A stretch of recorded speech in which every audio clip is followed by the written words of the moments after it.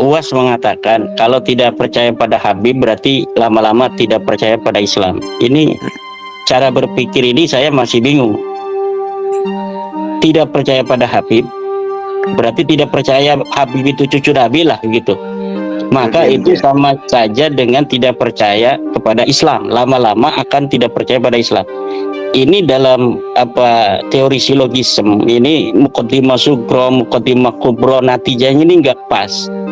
Memang Habibnya sebagai apa sehingga disamakan kemudian dengan Islam. Apakah Habib ini termasuk rukun Islam sehingga orang yang tidak percaya kepada Habib ini berarti tidak percaya pada Islam. Rukun Islam yang saya tahu kan cuma 5: syahadat, sholat, puasa, haji, zakat ya. Urutannya mungkin tidak urut ya, nggak apa-apa. Nah, tidak ada itu frase di dalam rukun Islam itu ada Habib itu sebagai rukun Islam, sehingga kalau kita tidak menjalankan rukun Islam kita tidak lagi bisa disebut Islam. Tidak ada. Kemudian apakah percaya bahwa Habib itu merupakan cucu Nabi masuk dalam rukun iman? Juga tidak, sehingga tidak bisa mengeluarkan seseorang dari keimanannya kepada Allah, keimanannya kepada Nabi Muhammad. Apakah Allah dalam Al-Quran pernah mengatakan bahwa Habib ini cucu Nabi?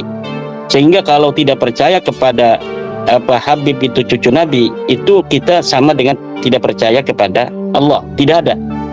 Apakah nasab Habib ini setelah disebutkan oleh Nabi Muhammad? Tidak ada.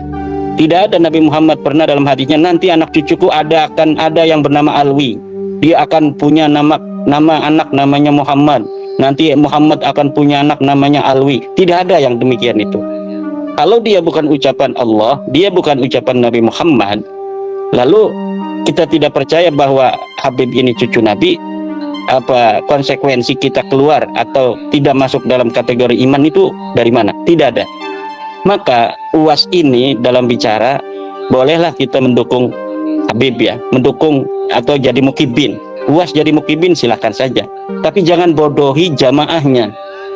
Coba cerdaskan jamaahnya. UAS ketika percaya bahwa Habib itu cucu Nabi, minimal dia punya dalilnya. Dalilnya mana UAS bahwa Habib itu cucu Nabi? Saya menantang UAS untuk memberikan dalil. Hei Imaduddin Usman, ini dalil Habib cucu Nabi, ini sahih. Selama ini tidak ada. Saya tidak pernah lihat dia mengutip kitab tentang ilmu nasab. Dia hanya apa yang dia tahu selama ini. Nah, ini menutup jamaahnya untuk cerdas. Jamaahnya UAS ini kan bukan jamaah NU.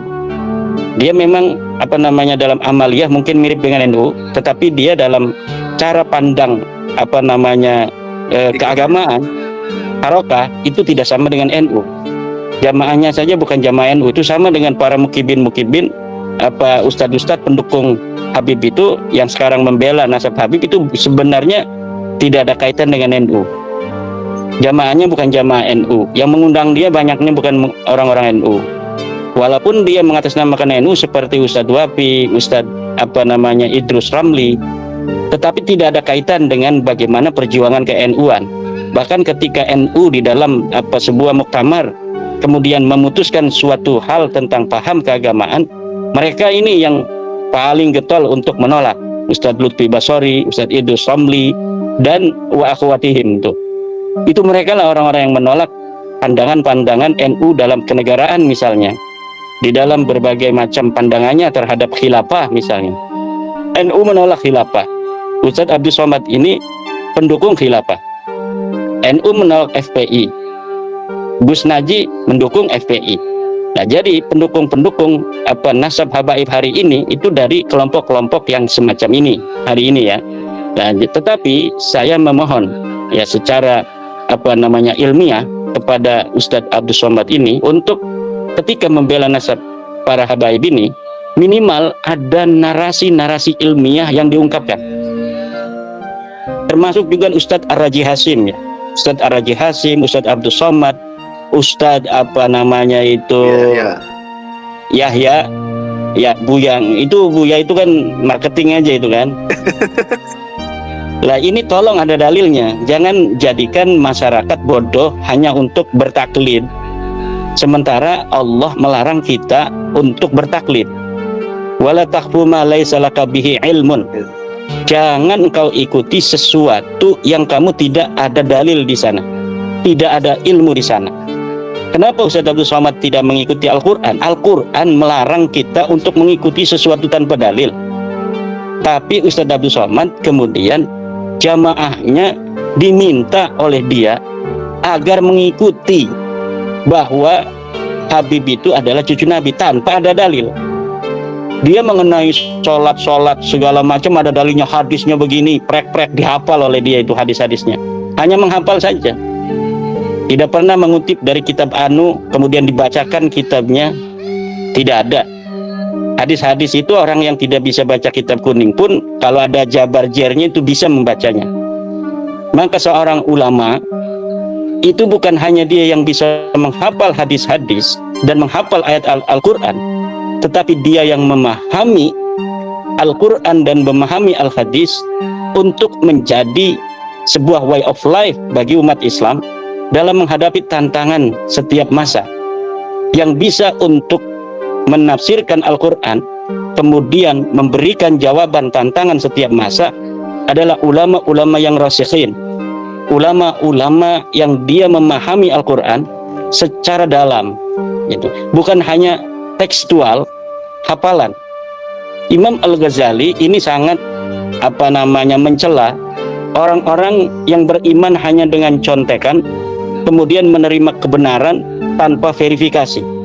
Lihat dalam kitab Al-Munqidh Minadh Dhalal umpamanya, bagaimana fase-fase ilmiah seorang Al-Ghazali, dari mulai bagaimana dia bergelut dengan filsafat, kemudian ilmu kalam, kemudian fikih, kemudian tasawuf.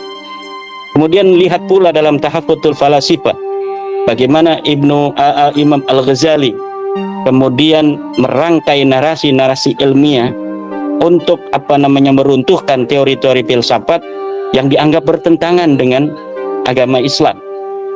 Inilah yang harus menjadi sebuah suri tauladan bagi kita, orang-orang yang menjadi suri tauladan.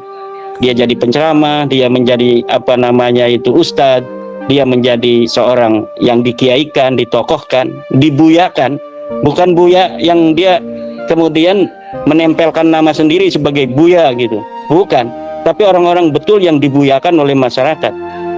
Ada orang yang menempelkan gelar buya itu sebagai marketing branding untuk kemudian meminta sumbangan di YouTube atas nama pesantren, atas nama santri dan lain sebagainya. Kita lihat kiai-kiai NU nih, kiai NU kalau orang sudah menisbahkan diri pada NU, dia bikin pesantren tidak pernah merepotkan orang lain. Dia ada fasilitas yang sederhana dia gunakan dengan semaksimal mungkin. Ada rezeki dia bangun lagi, santri tambah dia bangun lagi, santri tambah dia bangun lagi, tanpa pernah ada merepotkan orang, bikin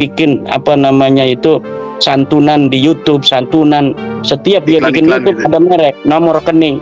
Kita buka YouTube ada muncul dia, wakaflah satu tanah ini untuk generasi-generasi Islam.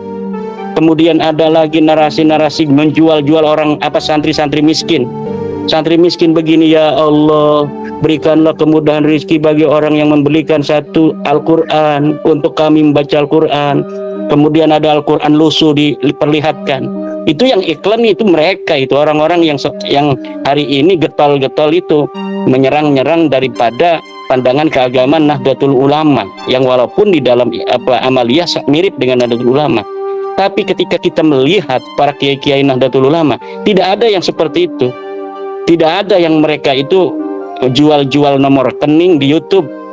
Setiap bikin YouTube ada nomor rekening, silahkan untuk berinfak untuk anak-anak santri kami, anak asuh, jadilah orang tua asuh santri kami. Gak ada yang begitu di Nahdlatul Ulama itu. Semuanya berjalan begitu alamiah.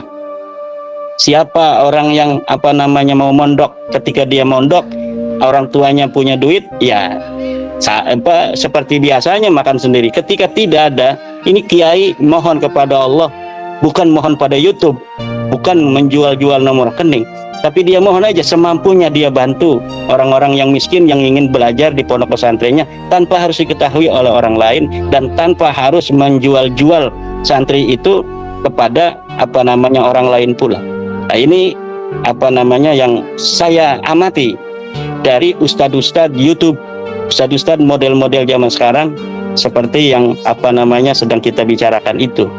Nah, ini jadi berilah kecerdasan kepada jamaah kita untuk mempunyai cara berpikir keislaman yang sesuai dengan ajaran Kanjeng Nabi, sesuai dengan ajaran Al-Quran. Bagaimana ajaran Al-Quran? Ajaran ilmiah. Wala taqfu ma laysa laka bihi ilm. Jangan kau ikuti sesuatu yang tidak ada dalil. Kalau mau membela nasab Balawi itu sahih, mana dalilnya? Ayo kita berdiskusi. Ayo kita bicarakan mana dalilnya. Kita sudah mengetahui dari para orang-orang yang membela tidak ada dalil. Tapi sekali lagi, apapun yang terjadi, ini penting untuk digarisbawahi. Apa yang kami lakukan itu adalah hanya sekedar kami ingin katakan bahwa pengakuan Anda sebagai cucu Nabi tidak terbukti. Anda bukan cucu Nabi. Ya, tapi itu bukan karena kami membenci Anda, tapi karena kami ingin memberitahu kepada Anda sesuai dengan ilmu, sesuai dengan kajian ilmiah, bahwa Anda tidak terbukti sebagai cucu Nabi. Itu saja. Selanjutnya terserah Anda. Anda masih mau mengakui, ya silakan saja, jangan marah-marah. Ya kan? Nah, demikian Kang Mas Rifki.